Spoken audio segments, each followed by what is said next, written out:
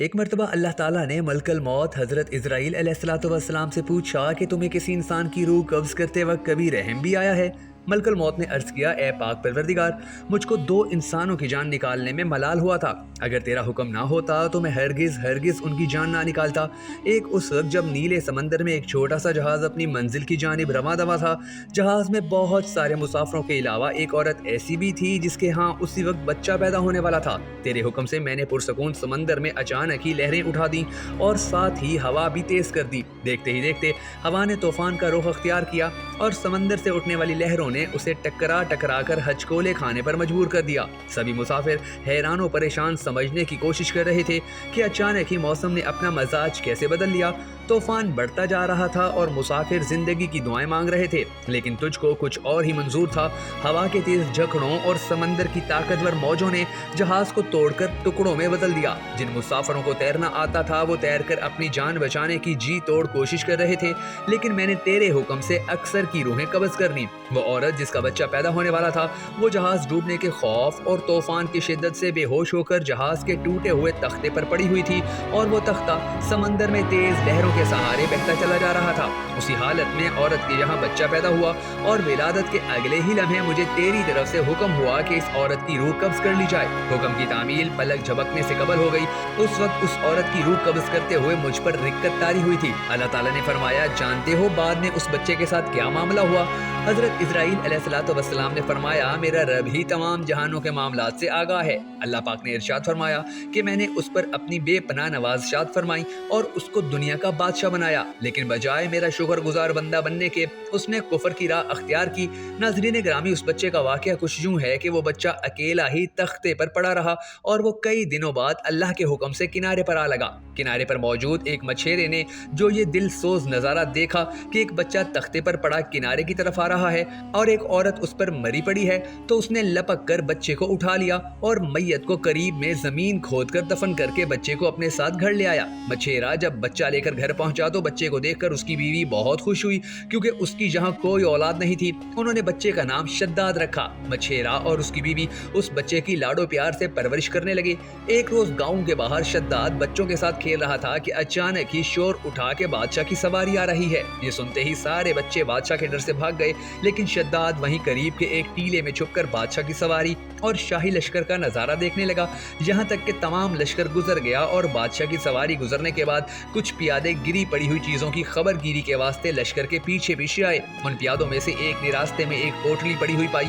اس نے جب پوٹلی کو کھول کر دیکھا تو اس میں ایک سرمے دانی تھی۔ وہ پیادہ اپنے ساتھیوں سے بولا، میں نے سرما پایا ہے، اگر تمہاری اجازت ہو تو میں اسے اپنی آنکھوں میں لگاؤں، کیونکہ میری بینائی بھی کچھ کمزور ہو گئی ہے۔ اس کے ساتھیوں نے جواب دیا، اول تو راستے میں پڑی ہوئی چیز اٹھانا نہیں چاہیے۔ یہ سن کر پیادے نے ادھر ادھر دیکھا تو اسے شداد ایک ٹیلے کی اوٹ میں کھڑا نظر آیا۔ پیادے نے اسے بڑے پیار سے بلایا اور کہا، آ بیٹا، ہم تیری آنکھوں میں سرما لگا دیں تاکہ تیری آنکھیں اچھی لگیں۔ شداد نے سرمے دانی اور سلائی لے کر اپنی آنکھوں میں سرما لگایا۔ سرما لگاتے ہی شداد کے 14 طبق روشن ہو گئے اور اسے زمین کے اندر چھپے ہوئے تمام خزانے بالکل اسی طرح نظر آنے لگے جیسے صاف شفاف پانی میں چیزیں نظر آتی ہیں۔ یہ اللہ کی نوازشات میں سے ایک بہت بڑی نوازش تھی۔ شداد حد سے زیادہ چالاک تو تھا ہی، لہٰذا اپنی چالاکی اور عقل مندی سے چلایا، اے خانہ خراب ظالموں، تم نے میری آنکھیں پھوڑ دیں، ہائے میں اندھا ہو گیا۔ پیادوں نے یہ سنا تو مارے خوف کے سرما وہیں چھوڑا، گرتے پڑتے اپنی جان بچانے بھاگ کھڑے ہوئے، اور شداد سرما دانی لے کر اپنے گھر آ گیا اور اپنے باپ سے سارا واقعہ بیان کر دیا۔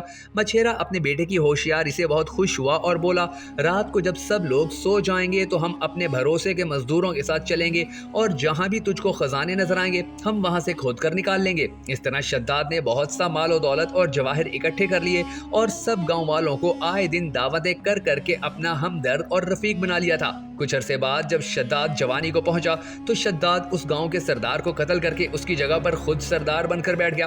پھر شداد نے بھی اپنی ایک فوج تیار کر لی اور دوسرے حاکموں سے مقابلہ کیا اور اپنی ذہانت اور بہادری سے سب کو ایک ایک کر کے ہلاک کر دیا۔ اس طرح سے بڑھتے بڑھتے شداد زمین کے بڑے حصے پر قابض ہو کر اس کا بادشاہ بن بیٹھا۔ اب سارے جہاں کے حاکم، امرا اور سردار اس کے متیو فرما بردار ہوئے۔ شداد نے بے پناہ خزانے جمع کر لیے تھے، دولت، سلطنت، عظیم الشان لشکر اور اپنی اپنی ذہانت و طاقت کی وجہ سے شداد اب غرور اور تکبر میں مبتلا ہو گیا تھا اور اس نے دعوی خدائی کر ڈالا۔ عالموں نے اس ملعون کی نصیحتیں کی اور حق تعالیٰ کے خوف اور اس کی عبادت کی طرف رغبت دلانے کی بہت کوشش کی، لیکن شداد کا کہنا تھا کہ دولت و حکومت، عزت و شہرت سب کچھ میرے پاس موجود ہے، تو مجھے کیا ضرورت میں کسی خدا کی اطاعت کروں۔ علماء نے سمجھایا کہ یہ سب دولت فانی ہے اور اللہ تعالیٰ کی عبادت و اطاعت کرو گے تو وہ تمہیں جنت عطا کریں گے جو اس دنیا سے کروڑ درجے بہتر ہوگی۔ شداد نے پوچھا کہ اس جنت میں کیا خوبی ہے، تو عالموں نے جو کچھ بھی خوبیاں اور تعریفیں جنت الفردوس کی پڑھی اور سنی تھی وہ سب اس کے سامنے بیان کر دی۔ علماء کی باتیں سن کر شداد نے حقارت سے ہنستے ہوئے جواب دیا، مجھے اس جنت کی کوئی پرواہ نہیں اور نہ ہی مجھے وہ جنت چاہیے، کیونکہ مجھ میں اتنی طاقت اور قوت ہے کہ میں اس سے بھی زیادہ اچھی جنت اس دنیا میں بنا سکتا ہوں۔ اس کے بعد اس نے اپنی جنت بنانے کا حکم نامہ جاری کیا، چنانچہ اس نے اپنے افسروں میں سے 100 معتبر افراد کو بلایا، ہر ایک کو 1000 آدمیوں پر مقرر کیا اور تعمیر کے سلسلے میں ان سب کو اپنا نقطہ نظر اور پسند سمجھا دی۔ اس کے بعد پوری دنیا میں اس کام کے ماہرین کو عدن بھجوانے کا حکم دیا۔ علاوہ اس نے سب حکمرانوں کو یہ حکم دیا کہ سونے چاندی کی کانوں سے اینٹیں بنوا کر بھیجیں۔ شداد نے اپنی جنت کی بنیادیں اتنی گہری کھدوائیں کہ پانی کے قریب پہنچا دیں، پھر ان بنیادوں کو سنگ سلمانی سے بھروا دیا۔ جب بنیادیں بھر کر زمین کے برابر ہو گئیں تو ان پر سونے چاندی کی اینٹوں کی دیواریں چنی گئیں۔ جب سورج نکلتا تو اس کی چمک سے دیواروں پر نگاہ نہیں ٹھہرتی تھی۔ اس کے بعد 4 دیواری کے اندر 1000 محل تعمیر کیے گئے، پھر شہر کے درمیان میں ایک نہر بنائی گئی اور ہر محل میں اس نہر سے چھوٹی چھوٹی نہریں لے جائی گئیں۔ ان نہروں کی دیواریں اور فرش یاقوت، زمرد، مرجان اور نیلم سے سجا دی گئی تھیں۔ 12 سال کی مدت میں یہ شہر جب اس سجاوٹ کے ساتھ تیار ہو گیا، پھر شداد اپنے لاؤ لشکر کے ہمراہ انتہائی تکبر اور غرور کے ساتھ اس شہر کی طرف روانہ ہوا۔ اس نے بعض علماء کو بھی ساتھ لیا اور راستے بھر ان سے ٹھٹھا و تمسخر کرتے ہوئے ان سے کہتا رہا کہ ایسی جنت کے لیے تم مجھے کسی اور کے آگے جھکنے اور ذلیل ہونے کا کہہ رہے تھے، میری قدرت و دولت تم نے دیکھ لی۔ جب وہ اپنی جنت کے قریب پہنچا تو تمام شہر والے اس کے استقبال کے لیے شہر کے دروازے کے باہر آ گئے اور اس پر پھول نچھاور کرنے لگے۔ اسی ناز و ادا سے چلتے ہوئے جب وہ شہر کے دروازے پر پہنچا تو روایت ہے کہ ابھی اس نے گھوڑے کی رکاب سے 1 پاؤں نکال کر دروازے کی چوکھٹ پر رکھا ہی تھا کہ اس نے وہاں پہلے سے ایک اجنبی شخص کو کھڑے ہوئے دیکھا۔ اس نے پوچھا، تو کون ہے؟ اس نے کہا، میں ملک الموت ہوں۔ پوچھا، کیوں آئے ہو؟ کہا، تیری جان لینے۔ شداد نے کہا، مجھ کو اتنی مہلت دے کہ میں اپنی بنائی ہوئی جنت کو دیکھ لوں۔ جواب ملا، مجھ کو حکم نہیں۔ کہا، چلو اس قدر ہی فرصت دے دو کہ گھوڑے پر سے اتر آؤں۔ جواب ملا، اس کی بھی اجازت نہیں۔ چنانچہ ابھی شداد کا 1 پاؤں رکاب میں اور دوسرا چوکھٹ پر ہی تھا کہ ملک الموت نے اس کی روح قبض کر لی۔ پھر حضرت جبرائیل نے بڑے زور سے ایک ہولناک چیخ ماری کہ اسی وقت تمام شہر ماں اپنی عالی شان سجاوٹوں کے ایسا زمین میں سمایا کہ اس کا نام و نشان تک باقی نہ رہا۔ قرآن پاک میں اس کا ذکر اس طرح ہوا ہے، وہ جو ارم تھے بڑے ستونوں والے اور شہروں سے اس کے مانند کوئی شہر شاندار نہ تھا۔ شداد اور اس کی جنت کا انجام معتبر تفاسیر میں لکھا ہے کہ بادشاہ اور اس کے لشکر کے ہلاک ہو جانے کے بعد وہ شہر بھی لوگوں کی نگاہوں سے اوجھل کر دیا گیا، مگر کبھی کبھی رات کے وقت عدن اور اس کے ارد گرد کے لوگوں کو اس کی کچھ روشنی اور جھلک نظر آ جاتی ہے۔ یہ روشنی اس شہر کی دیواروں کی تھی۔ حضرت عبداللہ بن کلابہ جو صحابی رسول صلی اللہ علیہ وآلہ وسلم ہیں، اتفاق سے ادھر کو چلے گئے۔ اچانک آپ کا ایک اونٹ بھاگ گیا۔ آپ اس کو تلاش کرتے کرتے اس شہر کے پاس پہنچ گئے۔ جب اس کے میناروں اور دیواروں پر نظر پڑی تو آپ بے ہوش ہو کر گر پڑے۔ جب ہوش آیا تو سوچنے لگے کہ اس شہر کی صورتحال تو ویسی ہی نظر آتی ہے جیسی نبی مکرم صلی اللہ علیہ وآلہ وسلم نے ہم سے شداد کی جنت کے بارے میں بیان فرمائی تھی۔ یہ میں خواب دیکھ رہا ہوں یا اس کا کسی حقیقت سے بھی کوئی تعلق ہے؟ اسی کیفیت میں اٹھ کر وہ شہر کے اندر گئے۔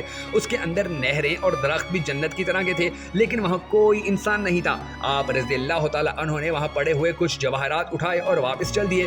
وہاں سے وہ سیدھے اس وقت کے دارالخلافہ دمشق میں پہنچے۔ حضرت معاویہ وہاں پر موجود تھے۔ وہاں جو کچھ ماجرا ان کے ساتھ پیش آیا تھا انہوں نے بیان کیا۔ حضرت معاویہ نے ان سے پوچھا کہ وہ شہر آپ نے حالت بیداری میں دیکھا تھا کہ خواب میں؟ حضرت عبداللہ نے بتایا کہ بالکل بیداری میں دیکھا تھا۔ پھر اس کی ساری نشانیاں بتائیں کہ وہ عدن کے پہاڑ کی فلاں جانب اتنے فاصلے پر ہے، ایک طرف فلاں درخت اور دوسری طرف کنواں ہے، اور یہ جواہرات و یاقوت نشانی کے طور پر میں وہاں سے اٹھا لایا ہوں۔ حضرت معاویہ یہ ماجرا سننے کے بعد نہایت حیران ہوئے۔ پھر اہل علم حضرات سے اس بارے میں معلومات حاصل کی گئیں کہ کیا واقعی دنیا میں ایسا شہر بھی کبھی سجایا گیا تھا جس کی اینٹیں سونے چاندی کی ہوں؟ علماء نے بتایا کہ ہاں، قرآن میں بھی اس کا ذکر ہے۔